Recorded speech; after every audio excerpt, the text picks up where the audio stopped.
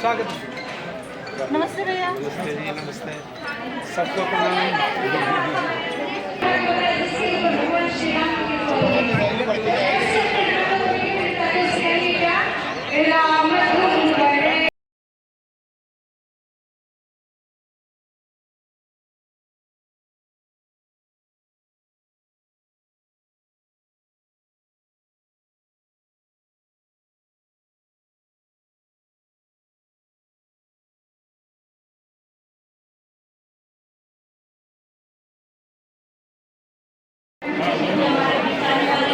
हमारे बीच में महिला मोर्चा से उपाध्यक्ष किरण सिंह जी हैं, आपका भी स्वागत अभिनंदन कर रही हूँ मैं। और विनोद चटर्जी आपका स्वागत, नीरज प्रसाद जी आपका स्वागत अभिनंदन। हमारे बीच में आप जितने लोग भी हमारे भाई बहन सब यहाँ पे आए हैं इस कार्यक्रम को अच्छा सुचारू और व्यवस्थित रूप से चलाने के लिए जो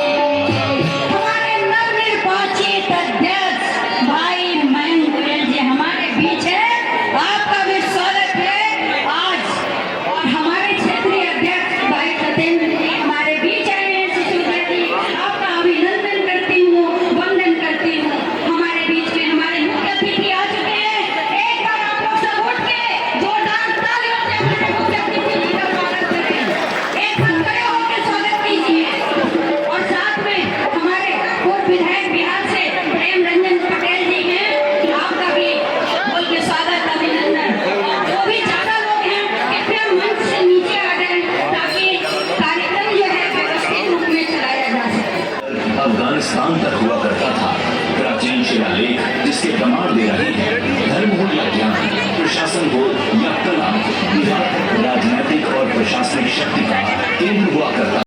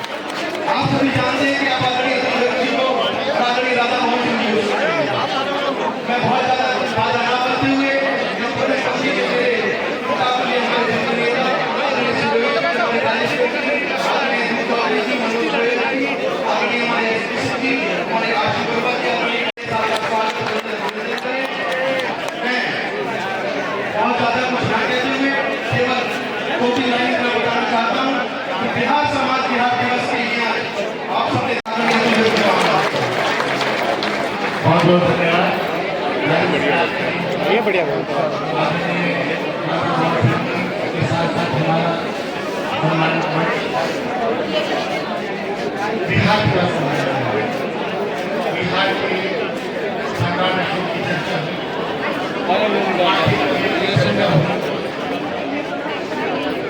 वहाँ की कवियों की चर्चा वहाँ की संस्कृति की चर्चा।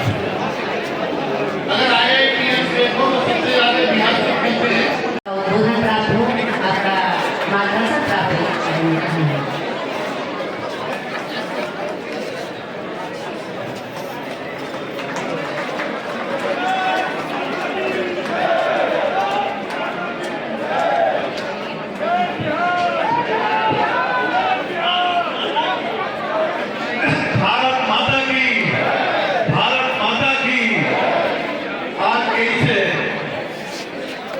कार्यक्रम में अपने मंच पर बसे गाजियाबाद जिला के महानगर के हमारे सम्मानीय अध्यक्ष श्री मयंक जी का हृदय से आभार व्यक्त करता हूँ, जिसने प्रवासी बिहारी भाइयों और बहनों को अपने सपनों को साकार करने का अवसर और एक सशक्त मंच प्रदान किया है। इससे मैं उत्तर प्रदेश का आभारी हूँ। गाजियाबाद की भूमि ने हमारे बिहार के भाइयों को कर्म भूमि दी है, तो बिहार ने उन्हें संस्कार, मेहनत और तर्क पहचान सौंपी है। प्रवासी अपनी प्रतिभा और परिश्रम से आपकी प्रगति में योगदान दे रहे हैं। गाजियाबाद की प्रगति में जो योगदान दे रहे हैं, उत्तर प्रदेश की प्रगति में योगदान दे रहे हैं। हमारे बिहार के भाइयों और बहनों, आप जहां भी हैं, बिहार की मिट्टी से आपका नाता अटूट है। इस बिहार दिवस पर हम कल से लेकर 30 तारीख तक देश के अंदर प्रमुख शहरों में, जिलों में बिहार दिवस मना रहे हैं। इस बिहार दिवस पर हम आपको याद दिलाना चाहते हैं कि आप न केवल अपने प्रदेश के गौरवशाली अतीत का हिस्सा है, बल्कि गाजियाबाद और उत्तर प्रदेश के उज्जवल भविष्य के निर्माण के सृजनकर्ता भी हैं। इसलिए बहुत बहुत मैं बधाई देता हूँ। बिहार की धरती ने दुनिया को नालंदा और विक्रमशिला जैसे ज्ञान के केंद्र दिए। यह वही बिहार है जहाँ चाणक्य की बुद्धिमत्ता और सम्राट अशोक की दुर्दशा ने भारत को दिशा दी। बोध गया में भगवान बुद्ध को ज्ञान प्राप्त हुआ और गुरु गोविंद सिंह की जन्मभूमि ने हमें एक नई ऊर्जा दी। हम उस धरती में जन्म लिए हैं जिस धरती ने देश रत्न को पैदा किया, राजेंद्र बाबू को, और लोक नायक जयप्रकाश नारायण को भी इसने जन्म दिया। इस बिहार दिवस पर मैं आप सबसे दिल से एक बात कहना चाहता हूँ। आप बिहार से दूर हो सकते हैं, लेकिन बिहार आपसे कभी दूर नहीं हुआ। आपके सपनों में, आपकी बोली में, आपके संस्कारों में हर जगह बिहार जिंदा है। इसलिए बिहार आपसे अलग नहीं हुआ।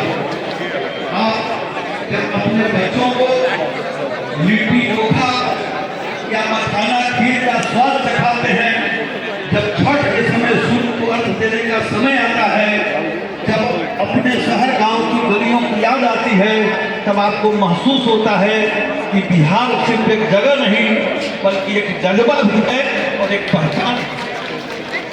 यह भी सच है, ये वास्तविकता है कि एक समय बिहार अराजकता, अपराध और पिछड़ेपन का शिकार हो गया था। राजद के कुशासन के दौर में बिहार में न गुड गवर्नेंस था, न ही कानून का राज, बल्कि अपराध, अपहरण और जातीय हिंसा बिहार की पहचान बन चुकी थी। और जजों के द्वारा हाई कोर्ट में बराबर एक कमेंट किया जाता था कि बिहार जग में दंगल राज है। बिहार के अंदर निवेशक बिहार का नाम सुनकर ही भाग जाते थे और बिहार के लोग भी जो उद्योग धंधे चलाते थे वो भी छोड़ के, बिहार छोड़ के बड़ी संख्या में गोरखपुर, देवरिया, दिल्ली, बंबई सब जगह भाग गए थे और उद्योग व्यापार बिल्कुल ठप हो गया था। बिहार के गौरव की पुनर्स्थापना के संकल्प के साथ 2005 में सत्ता में एनडीए के कुशल नेतृत्व में आप देखेंगे नीतीश जी मुख्यमंत्री बने थे और मैं भारतीय जनता पार्टी का अध्यक्ष बना था। अब आप विचार करिए कि उस समय 4-5 में जो बिहार के विकास का बजट था वो 23,000 करोड़ रुपए का था और आज 25-26 में 3,16,895 करोड़ रुपया हो चुका है। बिहार कहां से कहां चला गया है। जबकि बिहार के विकास में कई प्रकार की बाधाएं हैं, संसाधन सीमित हैं और देश का लगभग 3% आबादी बिहार में रहता है, 3% और नहीं आबादी 8.5%, 8.6% और जमीन जो है वो है आपको 2.86%, मैं 3% से भी कम। अब 3% से कम जमीन और 8.5% से ज्यादा आबादी, निश्चित रूप से संसाधनों की कमी के बावजूद भी आज हम 3 लाख करोड़ से ज्यादा का बिहार के विकास की योजना बना रहे हैं। एनडीए की सरकार ने बिहार को इस अंधकार से बाहर निकालकर विकास के राह पर आगे बढ़ाए हैं 2005 के बाद। और खास करके मोदी जी की जब सरकार आई है तो और गति तेज हुई है। अब हमारे बिहार के भाई यहाँ मौजूद हैं, हम उनको यहीं से दिखाना चाहेंगे कि ये जो गोरखपुर है और सिल्लीगुड़ी, अब यहाँ पर चंपारण के, मुजफ्फरपुर के लोग हैं, सीतामढ़ी के लोग हैं, तो गोरखपुर जाने में कितना टाइम लगता है? 4 घंटा, 5 घंटा। और सिल्लीगुड़ी जाने के लिए भी हमको काफी समय तय करना पड़ता था। अभी गोरखपुर सिल्लीगुड़ी एक्सप्रेस वे के उत्तर बिहार और पूर्वोत्तर भारत को जोड़ेगा, जिसकी मंजूरी मिली। ये पश्चिम चंपारण के नौतन, मोतिहारी के अरेराज, हरसिद्धि, मोतिहारी के बगल में जीवधारा होते, फेनहारा होते, सीतामढ़ी, मुजफ्फरपुर के बीच होकर निकलने जा रही है। एक बहुत बड़ा कनेक्टिविटी बिहार को भी मिला है।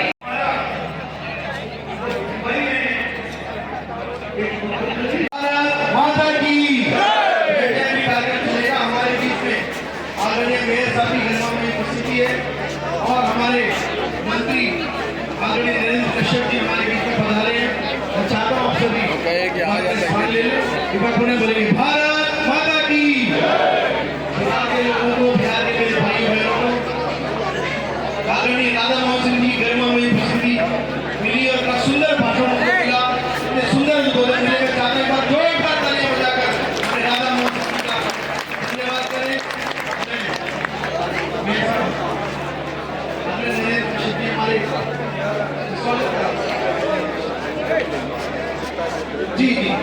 अभी बहुत अच्छा शानदार मंच के ऊपर लोकगीतों का भजन का कार्यक्रम बिहार की बहुत बड़ी टीम ये करेगी। मैं चाहता हूँ 1 मिनट के लिए मंच से हमारे नेता लोग संजय सिंह जी, हमारी लोकप्रिय महापौर आदरणीय सुनीता दयाल जी का स्वागत अभिनंदन कर रहे हैं और हमारा समाज जब स्वागत करता है कैसे जोरदार तरीके स्वागत करते हैं। आदरणीय नरेंद्र जी का स्वागत, आदरणीय मेयर साहब सुनीता दयाल जी का स्वागत करके सीधे अपनी लोकप्रिय महापौर असली आपके मन का आयोजन बाद में होगा नाच गाने का, अवसर मिलेगा खड़े होकर नाचने का। हमारे मंच पर परम आदरणीय जो एक क्षेत्र से लगातार 7 बार जीत के आए, एक इतिहास है अपने आप में, एक ऐसा कार्यकर्ता जो हमेशा जमीन से जुड़ा रहे, हर गांव में